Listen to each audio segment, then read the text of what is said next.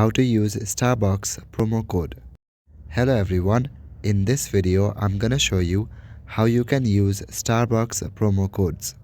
Firstly, make sure that you have a promo code that is legit.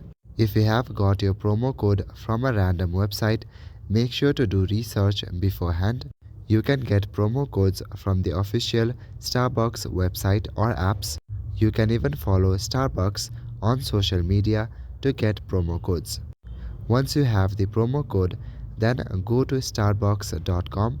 In Starbucks website, tap on the three-line icon at the top right corner.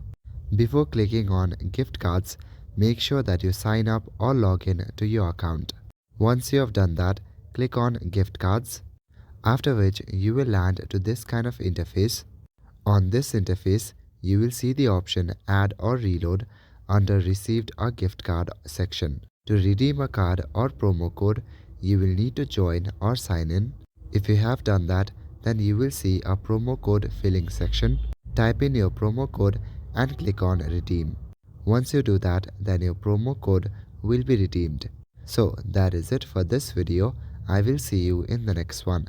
Thank you.